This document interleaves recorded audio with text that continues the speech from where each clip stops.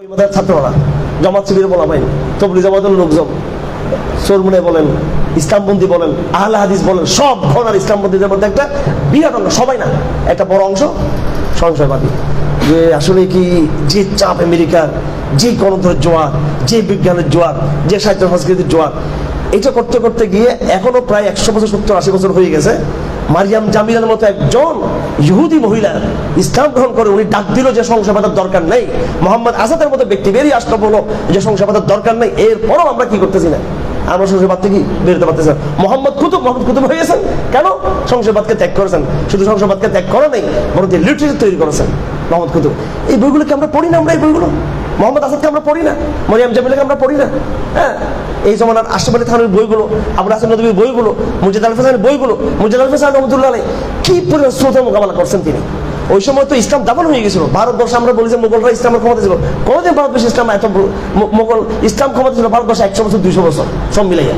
আমরা বলি একবার 700 বছর 800 বছর, এই কয়েকশো বছর ছিল কুফরি, বেদাত এবং কুফর ছিল। আকবরের পুরো আমলটা ছিল কুফরি শাসন ব্যবস্থা ছিল। আলমগীর এসে 50 বছরের ইসলামের রাজত্ব তিনি কায়েম করেছিলেন। জাহাঙ্গীরের অবস্থা বেশি একটা সুবিধা ছিল না, যাই হোক মারাত্মক একটা অবস্থা ছিল, বৈরী অবস্থা ছিল। কিন্তু মুর্জিদ আল হোসেন রহমতুল্লাহ আলাইহি সংশয়বাদী ছিলেন না, স্রোতের বিরুদ্ধে দাঁড়িয়ে গেছেন। কিসের বিপরীত? স্রোতের বিরুদ্ধে। এখন মোহাইমেন পাটোয়ারির বিরুদ্ধে লেগে গেছে মানুষ, যে কিভাবে মুদ্রার বিরুদ্ধে। আগামী 50 বছর বুদ্ধের নামগন্ধ থাকবেন না। 50 বছর পর, 100 বছর পর এই কাগজের এই 500 টাকার নোট থাকবে, এগুলো থাকবে, এগুলো থাকবে না 100 বছর পরে। হ্যাঁ ভাই, মোহাইমেন কই থাকবে? আপনার মানে কি মনে হয়, আপনার রিয়েলাইজেশনটা কি? এটা ভবিষ্যৎ কত বছর? আমি 50 বছর দিলাম আর কি। এটা আমার নিজের চোখে দেখা বহু বেশি উঠে গেছে। যেমন আমি নরওয়েতে ছিলাম, নরওয়েতে থাকে 60 বছর এই কাগজের টাকা ধরি নাই। যারা ওরা বলছে ওরা কাগজের টাকা ব্যবহার করে না। ঠিক আছে, ভাইয়ের কথা আমরা শুনবো ইনশাআল্লাহ, সবাই একটু ধৈর্য অপেক্ষা করি। তার বিরুদ্ধে লেগে গেছে, তার বিরুদ্ধে লেগে গেছে। আরে ভাই, ইসলামী ব্যাংকিং আমি 3 বছর পড়াশোনা করছি। কয় বছর? 3 বছর। কিসের পরে? 3 বছর। কার কাছে পড়ছি? যিনি তৌকিস বানি সাহেব, পৃথিবীর সমস্ত সারা ইসলাম ব্যাংকিং এর সরি অ্যাডভাইজার, ওনার কাছে পড়ছি। উনি বই লেখছেন, ঠিক আছে, এটা নিয়ে কাজ করেন। পার্সোনাল রুমে নিয়ে আমাদের অনেক কথা বলছেন তিনি আমাদেরকে, ঠিক আছে না? ওগুলো বলবো নাকি এখন এখানে। তিনি বলছেন আমাদেরকে কি হবে আগামী দিনে মুসলিম ভবিষ্যৎ। হ্যাঁ, আমরা বাংলাদেশে কিছু নতুন নতুন গবেষক তৈরি হয়েছে, বাংলাদেশে নতুন নতুন কিছু পোলাপান তৈরি হয়েছে। এই কেউ 10 সালে পারে, 11 সালে 12 সালে, কেউ 2-3 বছর আগে পারে। কি এলম কালাম বাপরে বাবা এদের। এলম বলা হয় পুরো বিষয়টাকে জানা। আপনি যখন অর্ধেক জানবেন, বেশি কথা বলবেন, পুরো যখন জেনে ফেলবেন, তখন আর কথা বেরোবেন আপনার, ঠিক কিনা? হ্যাঁ, এগুলো অনেক যারা আলহামদুলিল্লাহ এখন উম্মাহ একটা ভালো জায়গায় আসতেছে ইনশাআল্লাহ আজিজ। হ্যাঁ, আমাদের ওলামায়ে কেরাম ইজতিহাদ ছিল, একটা ধাওয়া ছিল আমাদের উপরে, পুঁজিবাদের ধাক্কা ছিল, গণতন্ত্রের ধাক্কা ছিল। তখন ওলামায়ে কেরাম সাময়িক ইজতিহাদ করছেন। সাময়িক ইজতিহাদ কি এটা স্থায়ী জিনিস নাকি? এটা স্থায়ী জিনিস না এটা। তো আমি আকীদার প্রশ্নের কথা বলছিলাম যে আমাদের উপরে মুতাজিলাদের একটা ধাক্কা আসছিল, ফলসফার ধাক্কা আসছিল। মুতাকাল্লিমিনদের দ্বারা আমরা এটাকে কি করেছি? প্রোটেক্ট করেছি আশারি মাতুরি দিয়ে। তাই বলে কি আমরা এখনো কি সেটা পড়তে থাকবো নাকি? আমরা সালাফের কথা বলবো বারবার। হ্যাঁ, ওই হাতিয়ারটাও রাখবো, আশারি মাতুরি হাতিয়ারটা আমরা রাখবো। যখন ওই ফলসফার এতরাজগুলো আসবে, মুতাজিলা পন্থার সমস্যা আসবে, আবার আমরা এটাকে কাউন্টার করবো আমরা। কিন্তু আমরা শুধু এইটিকে সামনে রাখলাম, সালাফের মানহাজকে ভুলে গেলাম, এটা তো হবে না। প্রত্যেকটা বিষয় আমাকে আসলের দিকে যেতে হবে। কুল্লু শাইইন ইয়ারজিউ আসলিহি, সেটা আকীদার প্রশ্ন হোক, দ্বীন কায়েমের প্রশ্ন হোক, সব ক্ষেত্রে আমাকে সংশয় মুক্ত হতে হবে। কি হতে হবে? আমাদেরকে সংশয় মুক্ত হবে। আমাদের এলাকাও আমাদের সংশয় আছে। সংশয়বাদ তো আমি একটা বললাম, দ্বীন কায়েমের প্রশ্নের সংশয়বাদ। স্কুল কলেজ বিশ্ববিদ্যালয়ে তাওহীদ শিরকের প্রশ্নের সংশয়বাদ। আর আমাদের ইসলামপন্থী যারা আছি আমরা, আমাদের হচ্ছে দ্বীন কায়েমের প্রশ্ন সংশয়বাদ। কথা ঠিক কিনা? কিসের প্রশ্নে? দ্বীন কায়েমের প্রশ্নে সংশয়বাদ। আমি চুয়েটে গেছিলাম তবলিগ জামাত দিয়ে, দেখি যে আমাদের তবলিগ জামাত ভাইয়ের একদিকে, ইসলামপন্থী ভাইয়ের একদিকে। আমি সমন্বয় করে দিলাম। আমাকে টিচাররা বসলো আমার সাথে, চুয়েটের সব ইঞ্জিনিয়াররা, বড় বড় টিচাররা বসলো। তারা বলতেছে এখানে তো ইসলামপন্থীর উত্থান, জামাত শিবিরের কথা বলতেছে, এরপরে হিজবুত তাওহীদ তাহরীরের কথা বলতেছে, আরো জিহাদিদের কথা। আমি বললাম কেন আপনারা সমন্বয় করতে পারেন না? সব কিছু সমন্বয় করেন আপনারা। তো এক মুরব্বী বলতেছে উনি কিন্তু টিচার কোন কেন? বল সমন্বয় করা যায়, কেন সমন্বয় করা যায়? অবশ্যই সমন্বয় করা যাবে। যারা রাজনীতির কথা বলে, খেলাফতের কথা বলে, জেহাদের কথা, আর আপনারা ইসলামের কথা বলতে, সমন্বয় করা যায়। একটা মসজিদ ঘর তৈরি হয়, একটা ছাদ, ফ্লোর, দেওয়াল, সবকিছু একটা ঘর তৈরি হয়। শুধু ছাদকে বলবে যে আমি ঘর, সমন্বয় করা যায়। এই জন্য সমন্বয় করা যায়, ভালো সমন্বয় করা যায়, বিশুদ্ধবাদী সমন্বয় করা যায়।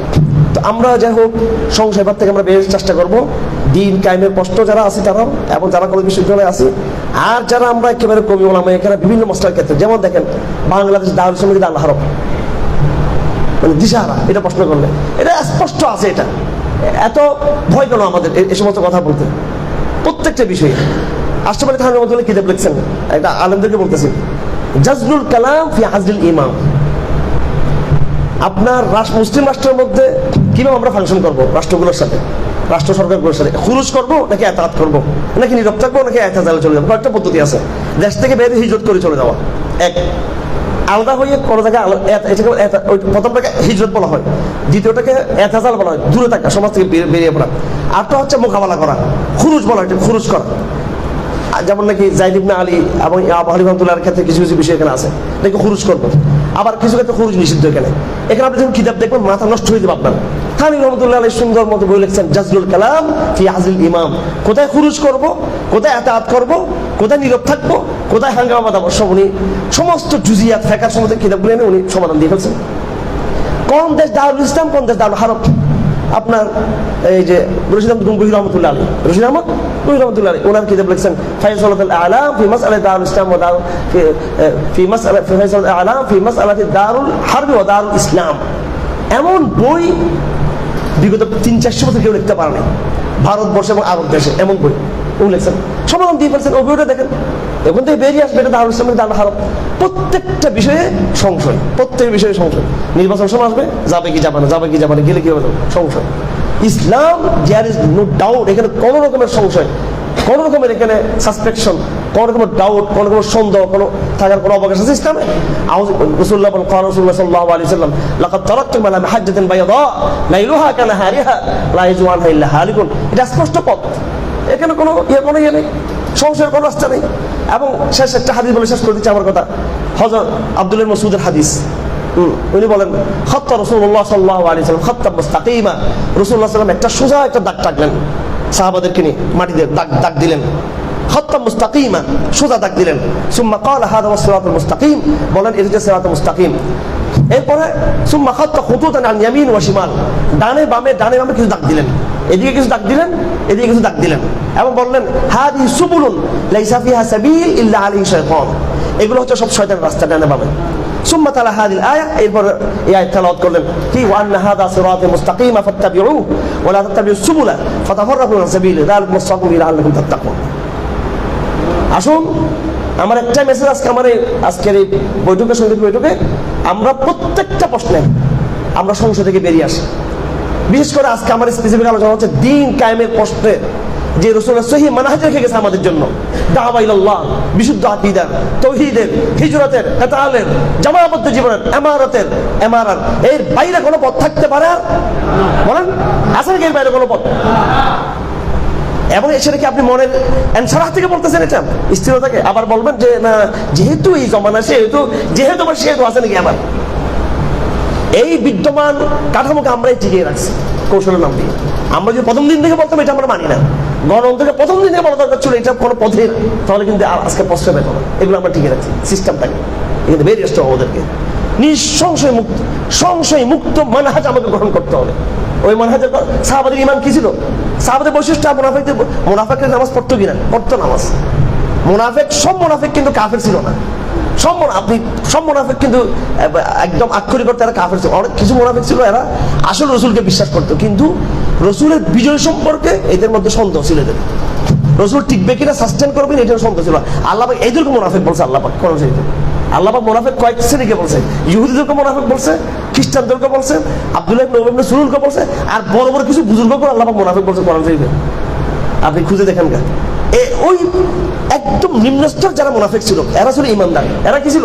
ইমানদার ছিল। এরা রসুলকে মুমিন, রসুলকে তার রসুল মানত, হ্যাঁ, নামাজে পড়তো। কিন্তু এদের মনে কি ছিল? এরা উহুদ যুদ্ধের সময় তারা ঠাস করে পিছিয়ে চলে গেছে। হাই হাই, বদর যুদ্ধ তো রসুল ঠিক ছিল, উহুদ যুদ্ধে আমার রসুল মনে ঠিক নাই মনে। বদর যুদ্ধের সময় এরকম মুসলমান ছিল, বদর যুদ্ধের পরে প্রায় বছর খানিক এরা ছিল ইমানদার। যে উহুদ যুদ্ধে মার খেয়ে গেল, আস্তে করে এরা বললো যে সংশয়বাদ। এরা কিন্তু এমনি ভিতরে ইমান ছিল। আল্লাহ পাক সুবহানাহু ওয়া তাআলা এদের সম্পর্কে আয়াত নাযিল করছে, সুম্মা তাবু ফাতাবাল্লাহু আলাইহিম। হুযায়ফাতুল ইয়ামানি বলতেছেন, হ্যাঁ, কত দেরি হয়ে যাচ্ছে। একদিন হুযায়ফাতুল ইয়ামানি মসজিদে ঢুকছেন, ঢুকে দেখতেছেন হুযায়ফা তো কত বড় সাহাবী জানেন তো, কিতাবুল ফিতান আগাগোড়া কার কার হযরত হুযায়ফার সব হাদিসগুলো, প্রায় হাদিসগুলো হযরত হুযায়ফা সাহাবী ছিলেন রাসূলুল্লাহ সাল্লাল্লাহু আলাইহি ওয়াসাল্লাম, রাসূলের গোপন কাজ সম্পর্কে তিনি সবচেয়ে বেশি অবগত ছিলেন। উনি দেখতেছেন যে আব্দুল্লাহ মাসউদ ক্লাস করাচ্ছেন, কি করতেছেন, ক্লাস করাচ্ছেন। তাহলে আব্দুল্লাহ মাসউদের ক্লাসের মধ্যে কারা থাকতে পারে বুঝতেছেন তো, উনি সাহাবাদের উস্তাদ ছিলেন। তো হুযায়ফা বড় সাহাবী, আব্দুল্লাহ মাসউদ বড় সাহাবী। ঢুকে মাত্র সালাম দিয়ে বলতেছে কোনো কথাবার্তা ছাড়া, মানে একটু মানে বলে না একটু নেড়ে দিয়েছেন একটু ওদেরকে, মানে একটু লাড়ি দেয়, একটু লাড়া দিয়েছেন একটু, মানে নাড়া দিয়েছেন একটা, মানে গন্ডগোল লাগাই দেবো, একটা সব ইয়ে লাগাই দেবো, এদেরকে একটা প্রশ্ন মুখোমুখি করে দিন। হোজা ইচ্ছা করে করছেন, এটা ইচ্ছাকৃত। হোজা বলে মানে ঢুকে মাত্র বলতেছে এই শব্দটা, লাকাদ উনজিলান নিফাক আলা রিজালিন খায়রিম মিনকুম, তোমাদের চেয়ে যারা উত্তম ছিল রাসূলের জমানায় তাদেরকে আল্লাহ পাক মুনাফিক বলছিল। বুখারী শরীফে আছে ফাতাবাসসামা আব্দুল্লাহ, তখন এটা শুনে আব্দুল্লাহ মাসউদ নিজের দিকে তাকিয়ে হাসতেছে, মুসকে মুসকে হাসতেছে। বুখারী শরীফে আছে ওই দারসের মধ্যে কয়েকজন তাবিঈন নাম নিয়েছেন, আলকামা ছিলেন এবং আসওয়াদ ছিলেন। ওখানে কে ছিলেন? আসওয়াদ ওখানে ছিলেন। তো দারস ভেঙে গেল, আব্দুল্লাহ মাসউদও চলে গেল, ওনার ছাত্র চলে গেল। আসওয়াদ বড় তাবিদের মধ্যে একজন, আসওয়াদ, জুহরি, আলকামা এরা বড় তাবি। তো আসওয়াদকে উনি ডাকলেন হুযায়ফা, যে আসওয়াদ এদিকে আসো। আমি যখন বললাম তোমাদের চেয়ে বড় লোকরা রাসূল যখন মুনাফিক ছিল, তখন আব্দুল্লাহ মাসউদ আমার কথা শুনে উনি হেসে দিল। তুমি কিছু বুঝছো এটা কথা নাকি? বললাম বুঝি নাই। বলে এটা হলো আব্দুল্লাহ মাসউদ ওদেরকে চিনেন, ওই সব সাহাবীদেরকে চিনেন, আসলে তারা উপরে সাহাবী ছিল, পৃথিবীতে তাদের মধ্যে একটু নেফাক ছিল। সুম্মা তাবু ফাতাবাল্লাহু আলাইহিম, শেষ পর্যন্ত আল্লাহ তাদেরকে মাফ করে দিয়ে আবার তাদেরকে সাহাবাদের কাতার নিয়ে আসছেন। তাদেরকে নেফাক খুব সেন্সিটিভ বিষয়, আবার বলছি নেফাক খুব সেন্সিটিভ। নেফাক কি? খুব সেন্সিটিভ, স্পর্শকাতর। আমি আজকে মসজিদে বসে বলতেছি, আমি হারুন ইজার, আমি নিজেকেও কোন স্তর মুনাফিক আমি নিজেকে মনে করি। আবার সেটা বিশেষ করে রিয়েলাইজেশন থেকে। কি রিয়েলাইজেশন? কারাগারে যে সমস্ত ভাইয়েরা আজকে মৃত্যুদণ্ডের মুখোমুখি, আল্লাহর রাসূলকে ভালোবাসতে গিয়ে ওদের তুলনায় হারুন ইজার একজন মুনাফিক। আমি ওই কোরবানি দিতে পারি নাই, ওই থেকে আমি দিতে পারি নাই, এবং ওদের পক্ষে দাঁড়াতে পারি নাই। আল্লাহর কসমকে বলে, আল্লাহকে সাক্ষী রেখে বলতেছে, এটা আমার এহসাস, আমি আপনাকে বলে দিলাম।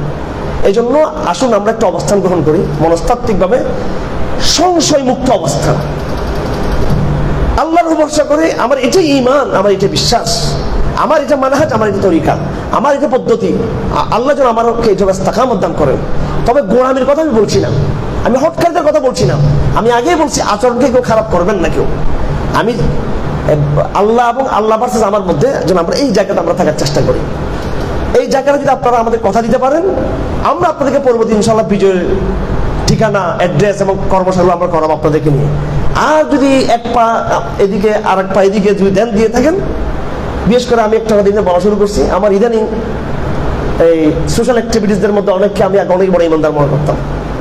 আমি এখন দেখতেছি এরাও কিন্তু এই রুমে থাকি দেখে তারা কিন্তু কাজ করে।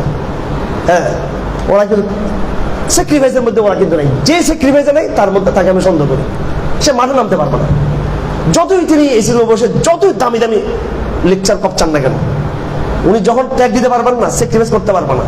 হ্যাঁ, আবার এমন বলবে যে গুরুজুর টাকা পয়সা নেই, তো এসি রেসি কেনার পয়সা নেই। এসি আমার ফালাওয়ার তলে এসি আছে, আমাদের রাখাগুলো উপরে লাগানো এগুলো আমার এসি আমার বোনে দিয়েছে, আমি ফালাওয়ার তল লাগাগুলো, ঠিক আছে। আমার আম্মাকে দিয়েছে, আমার মা বলছে আমি উনি আমার মা জানলা করা রাখে বলে আমার এগুলো গাছপালা ভালো লাগে। যাই হোক, আর আমরা আমাদের সব আত্মীয় স্বজন এসি ব্যবহার করে। যাই হোক, জাস্ট উদাহরণ, স্যাম্পল দিচ্ছি, এগুলো উদাহরণ দিচ্ছি। জীবনের সব কমফোর্টকে কি করতে হবে? ত্যাগ করতে হবে। সব কমফোর্টকে ত্যাগ করতে হবে, হিম্মত করে আল্লাহ ভরসা করে। যে যত বেশি কমফোর্টকে ত্যাগ করবে, অবাক লাগে এখন বড় বড় মাদ্রাসায় গেলে একদম মানে এসি ছাড়া মেহমানখানা হয় না, এসি ছাড়া মোটামুটি রুম হয় না, এসি ছাড়া লাইব্রেরি হয় না, এসি ছাড়া মসজিদ হয় না, ঠিক আছে। এটা উদাহরণ। আবার অন্য মাইন্ডে যায় না, আমার ইমাম সাহেব রাগ করবো আবার যে আমার মসজিদে মুসল্লিরা আসেন, ঠিক আছে, মসজিদে টাইম বলতেছি না আপাতত, অনেকে মুসল্লির ঠাই চলে যাওয়া আমার নামাজের জন্য, এটা ভিন্ন জিনিস। আমি ব্যক্তিগত আরামের কথা বলতেছি আমি। হ্যাঁ, এটা আল্লাহ পাক আমাদেরকে এই জায়গাকে নেফাক মুক্ত জীবনের জন্য বিলাসিতা ত্যাগ করা কিন্তু কি জরুরি। আমি আজকে কথা আমি দেরি করে বলছি, আমি আমার অনেক দেরি করে, আমি দুঃখিত। অনেক আলোচনা এখানে আছেন, মওলানা সাহেবুল এখানে কথা বলবেন। বিষয়বস্তু হচ্ছে সলিউশন ক্রাইসিস, বর্তমান জমানার কি ক্রাইসিস এবং এটার সলিউশনটা কী হবে এই সম্পর্কে আমাদের একটা মৌলিক কিছু আলোচনা সেই আলোচনা করবেন। আমি আর কথা বলতে দীর্ঘায়িত করবো না, যতটুকু বলছি আমি আল্লাহ পাক সুবহানাহু ওয়া তাআলা আমাকে ইস্তেকামত দান করুন, আমাকে এটার উপর ওই অটলতা দান করুন, এবং আপনাদেরকেও আমি জানি না কথা বুঝতে পারছি কিনা, আমি চাই যদি এরকম একটা বিশুদ্ধবাদী সংশয় মুক্ত, আজকে আমার মূল টপিকটা হচ্ছে কি সংশয়বিহীন অবস্থান গ্রহণ করা, কি বিহীন সংশয় মুক্ত, যে আমার এটা মানহাজ কুল হাদি সাবিল আদউ ইলাল্লাহ আলা বাসিরাত আনা ওয়া মান ইত্তাবা'আনি আলাল আওয়াজিল বাসিরা, এদিকে আমি মানুষকে রাখতেছি সম্পূর্ণ এনসার অন্তরের ইয়ে থেকে কোনো রকম সংশয় সংকোচ রাখা যাবে না। এরকম একটা এনসারা অন্তর প্রশস্ত আল্লাহ আমাদের সবাইকে কি করুন দান করুন। অনেকে আমাদের কাছে যায় বলে কেন গেছে আল্লাহ হারু চোখে দেখতে গেছি কি বলে, তো ওটা কিন্তু কিসের থেকে দেয়নি, এটা ওই ইস্তেকামত থেকে যায়, এটা আমরা দেখতে গেছি এরকম বলে দেখি আজকে ওখানে গিয়ে দেখি আজকে নাকি কি হবে একটু দেখিয়ে আসেন, ওখানে দেখে আসার দরকার নেই, আপনি ভাবেন, আপনি আসলে ভাবেন, ভেবে একটা সিদ্ধান্ত গ্রহণ করুন। আল্লাহ পাক সুবহানাহু ওয়া তাআলা আমাদের সবাইকে সঠিক সিদ্ধান্ত গ্রহণ তৌফিক দান করুন। এবং শেষ কথা বলে দিচ্ছি, এই সঠিক সিদ্ধান্তের জন্য আপনাকে শেষ রাতে 2 ফুট আল্লাহর কাছে ফেলে বলতে হয় আল্লাহ আমাকে পথ দেখায়, আমি বুঝতেছি না, আল্লাহ অবশ্যই আপনাকে কি দেখা দিবেন, ইনশাআল্লাহ পথ দেখিয়ে দিবেন আপনাদেরকে। আমরা কিছুই চাই না, আমি শুরুতে বলছিলাম আমরা যেন কিয়ামতের দিনে যেন অন্তত সাহাবায়ে কেরাম যেন আমাদেরকে চিনে। আমি একটা হাদিস পড়ছি, রাসূলুল্লাহ সাল্লাল্লাহু আলাইহি ওয়াসাল্লাম হাউজে কাউসারের পানি পান করতে যাবে, এই সময় দলবল লোকগুলো ডুববে, উনি দেখবে এরা হুজুর সবগুলো বড় বড় ইসলামপন্থী, হঠাৎ করে রাস্তা ধাক্কা দিয়ে বের করে দেবে, যারা এরা আপনার লোক না, এরা কিন্তু মুসলমান, এরা নামাজ পড়ছে, দাঁড়িয়ে আছে, টুপি আছে এবং হুজুর কারণে তাদের চেহারা ঝলমল করবে, কিন্তু তাও ফেরেশতারা বলবে এরা আপনার লোক না, এরা ইহদাস করেছিল, বেদাত করেছিল, এরা ওই কাফেলাকে অন্তর্ভুক্ত হতে চাই আমরা। আমরা প্রচুর কাজ করতেছি সবাই, কিন্তু কাজটা কবুল হচ্ছে কিনা, পিওর হচ্ছে কিনা কাজটা, এটা আমাদের চিন্তার বিষয়। সালফে সালিহিন কি করতেন, আমাদের জীবনে লেখা আছে কানা সালাফ যতটুকু আমল নিয়ে টেনশনও থাকতেন আমলটা করতে পারবে কিনা, তার চেয়ে বেশি টেনশন করতেন ওই আমলটা কবুল হচ্ছে কিনা। সালাফ টেনশন দুইটা, যে তাহাজ্জুদ পড়তে পারবো কিনা, এটা যতটুকু টেনশন, তার চেয়ে টেনশন তাহাজ্জুদ পড়ে ফেলার পরে হাই তাহাজ্জুদটা কবুল হলো কিনা। এখন আমি মাদ্রাসা, খানকা, দাওয়াতের কাজ, জিহাদের কাজ, মুসলিমদের সেবা, এইটা ওটা, আমার কাজের শেষ নেই, আমার ফেসবুক সেলিব্রিটিজম, আমার লাইক কমেন্টের শেষ নেই, কিন্তু আল্লাহর কাছে এই কাজটা কি কবুল হচ্ছে কিনা, এবং আমি মৃত্যু পর্যন্ত ইস্তেকামত ছিল এই পথে টিকে থাকতে পারবো কিনা, আমি নিজে এই ভয় আমাদের মধ্যে নেই। কিন্তু আল্লাহ পাক সুবহানাহু ওয়া তাআলা আমাদের সবাইকে ইস্তেকামত দান করুন, আমাদের সবাইকে একদম বিশুদ্ধ বুঝ, এমন এক বুঝ আমাদেরকে দান করুন, ওই বুঝের উপর ইস্তেকামত দান করুন, যেটা দিয়ে আমরা কালকে কিয়ামতের দিন সাহাবাদের সামনে এবং রাসূলের সামনে যেন আমাদের কি হতে না হয়, বেইজ্জত হতে না হয়। সুবহানাল্লাহ।